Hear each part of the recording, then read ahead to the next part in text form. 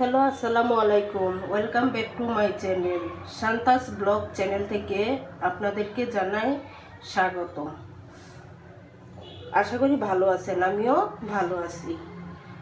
পৌষ মাস এখন, এই পৌষ পার্বণে গ্রাম বাংলায় পিঠা খাওয়ার ধুম পড়ে গেছে। তার সাথে সাথে শহরেও ঘরে ঘরে পিঠা খাওয়ার ধুম পড়েছে। আজকে আমি আপনাদের সাথে পাটিসাপটা পিঠার রেসিপি শেয়ার করতে যাচ্ছি। প্রথমে পাটিসাপটা বানাতে কি কি লাগে উপকরণগুলো দেখিয়ে দিচ্ছি। প্রথমে আমি খিরসা তৈরি করব।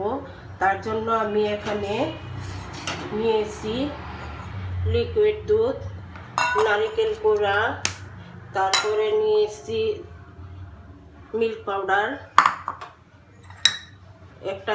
দুটো এলাচ, একটি দারচিনি, একটি তেজপাতা এবং কুচি করে নিয়েছি কাজু বাদাম। চলুন মূল রেসিপিতে চলে যাই। এখানে আমি চাউলের সুজি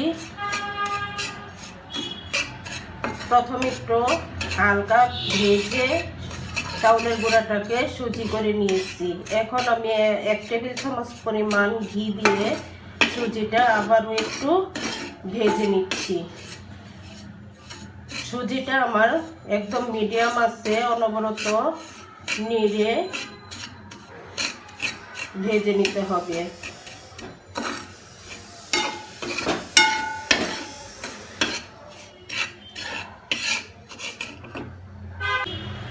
দেখুন বন্ধুরা, আমার সুজিটা ভাজা হয়ে গেছে, একদম বাদামি কালার হয়ে গেছে। এখন আমি একে একে সবগুলো উপকরণ দিয়ে দিব। তো বন্ধুরা, আমি আগে আপনাদের কাছে ক্ষমা চেয়ে নিচ্ছি। আমাদের বাসাটা রোডের সাথে, গাড়ির প্রচুর শব্দ হয়, তার জন্য আমি খুবই দুঃখিত। এখন আমি দিয়ে দিব নারকেল কোড়া।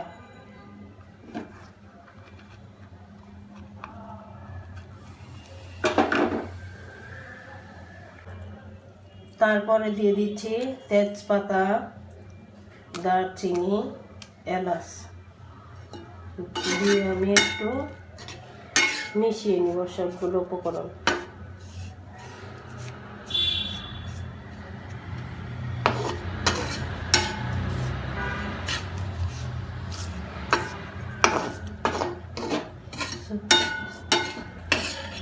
চুলার ফ্লেমটা একদম মিডিয়াম আছে দিতে হবে।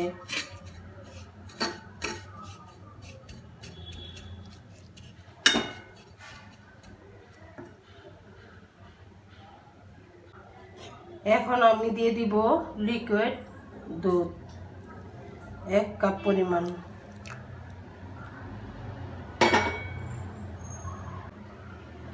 আমি খিরসাটা তৈরি করতে এখানে দিয়ে দিচ্ছি খেজুরের গুড়। বন্ধুরা, প্রথমে আমার গুড়টা দেখাতে খেয়াল ছিল না।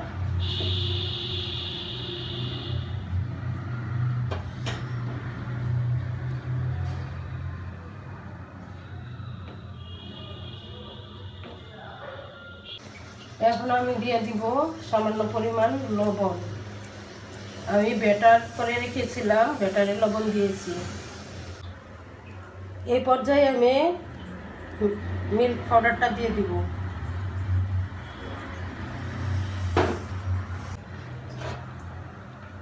এখন দিয়ে দিচ্ছি কুচি করা বাদাম, দিয়ে আমি আস্তে আস্তে মিডিয়াম আছে খিরসাটা তৈরি করে নেব। দেখুন বন্ধুরা, আমার খিরসাটা তৈরি হয়ে গেছে।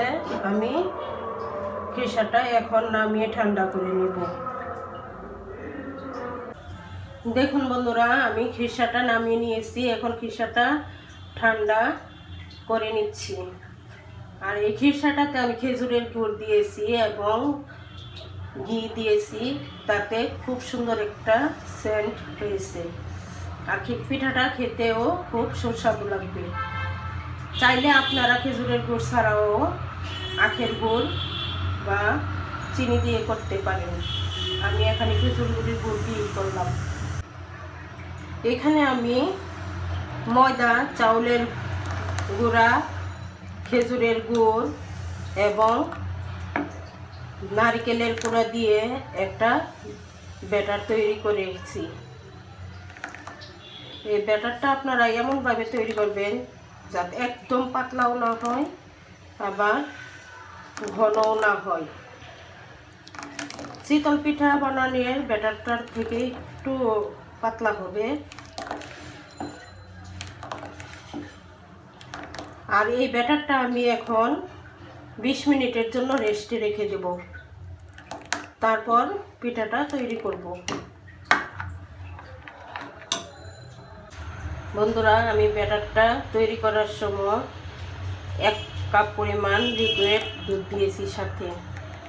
চাইলে আপনারাও দিতে পারেন, আর না হলে স্কিপ করতে পারেন, সমস্যা নেই। চুলায় একটি ফ্রাই প্যান বসিয়ে দিয়ে আমি ফ্রাই প্যানে একটু তেল দিয়ে ফ্রাই প্যানটা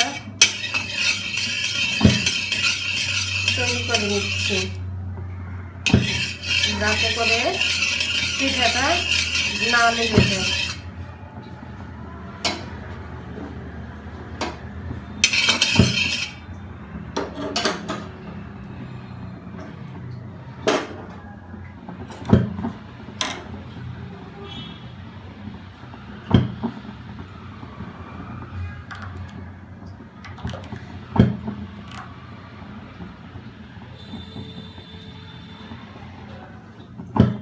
এখন আমি 1 চামচ পরিমাণ ব্যাটার দিয়ে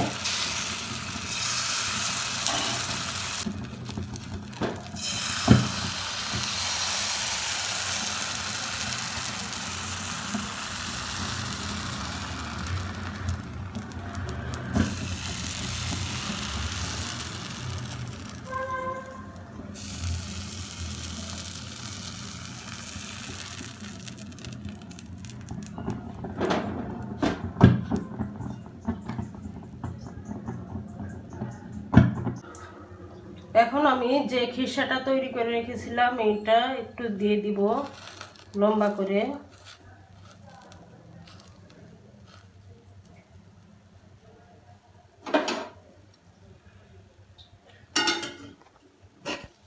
দিয়ে আমি পিঠাটা উল্টে দিব।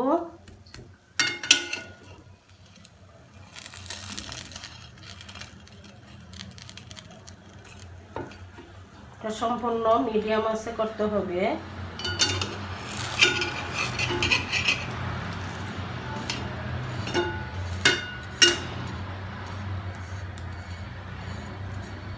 দেখুন বন্ধুরা, আমার পিঠাটা কত সুন্দর হয়ে গেছে।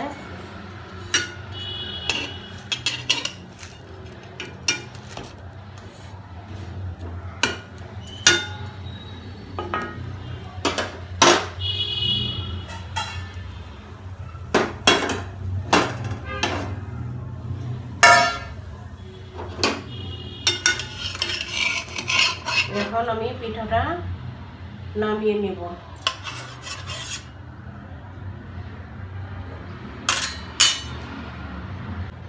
আমি আবারও আরেকটি পিঠা দিয়ে দিচ্ছি আপনাদের দেখানোর জন্য।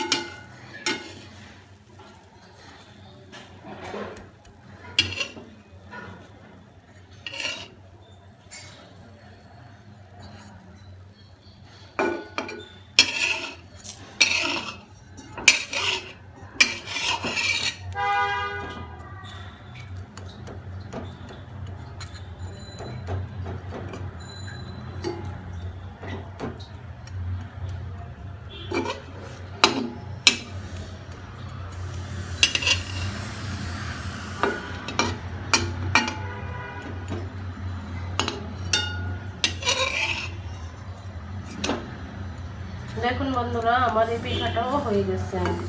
এইভাবে আমি সবগুলো পিঠা বানিয়ে নেব।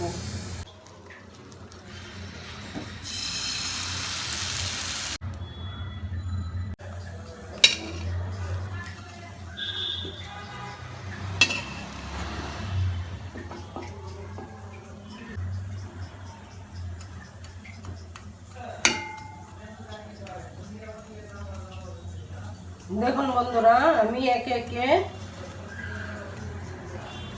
সবগুলো পিঠা এভাবে বানিয়ে নেব।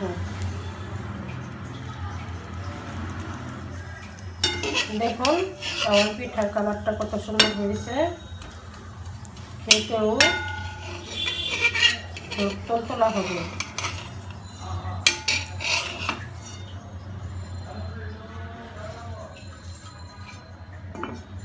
আপনাদের দেখানোর জন্য আমি একটি পিঠা ভেঙে দেখিয়ে দিচ্ছি। তো বন্ধুরা, আজকে আমার এই পাটিসাপটার পিঠার রেসিপিটা কেমন হলো আমাকে জানিয়ে কমেন্ট বক্সে কমেন্ট করবেন এবং আমার পাশে থাকবেন। সবসময় আমাকে উৎসাহ দিয়ে আমার চ্যানেলটা যাতে এগিয়ে নিয়ে যেতে পারি তার জন্য আপনাদের সহযোগিতা কামনা করছি। আজকের মতো এখানেই বিদায় নিচ্ছি। পরবর্তী রেসিপিতে কথা হবে। আর আমার যদি কোনো কিছু ভুল হয়ে থাকে তাহলে প্লিজ আপনারা আমাকে ক্ষমা করে দিবেন। আল্লাহ হাফেজ।